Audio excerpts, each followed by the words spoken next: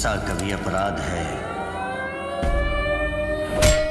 अहिंसा कभी मजबूरी है, पर बात जब आए स्वाभिमान की तो शस्त्र उठाना भी जरूरी है। नमस्ते, आप सब देख रहल बानी भोजपुरी प्लस। त आज के ई खबर बा भोजपुरी वेब सीरीज पूर्वांचल के बारे में, जोना में दिनेश लाल यादव, निरहुआ, आम्रपाली दुबे और भी अनेकों हिंदी फिल्म इंडस्ट्री के कलाकार आप लोगन के देखे के मिली हैं।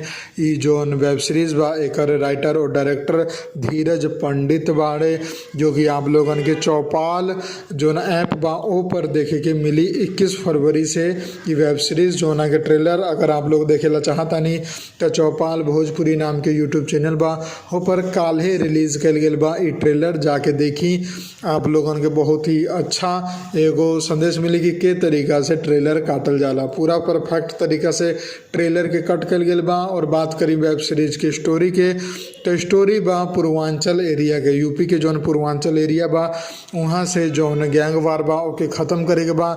एकरे खातिर दिनेश लाल यादव, निरहुआ जी, साथे अवधेश मिश्रा जैसन कमाल के एक्टर पुलिस के रोल में बाड़े और आपन जलवा बिखारे खातिर आ रहल बानी। तो पूर्वांचल की वेब सीरीज हमें बहुत ही ज़्यादा पसंद आयल।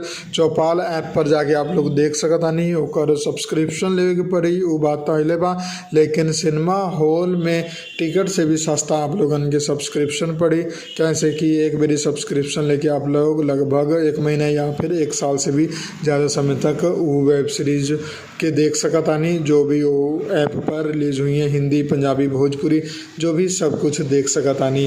तो अगर आप लोगन के ये रिव्यू पसंद आयल बा ट्रेलर के, तो वीडियो के लाइक करी और ज़्यादा से ज़्यादा शेयर करके चैनल के सब्सक्राइब करी। हम मिलम आप लोगन के एगो नया वीडियो में नया खबर के साथ। जय हिंद, जय भोजपुरी, प्रणाम।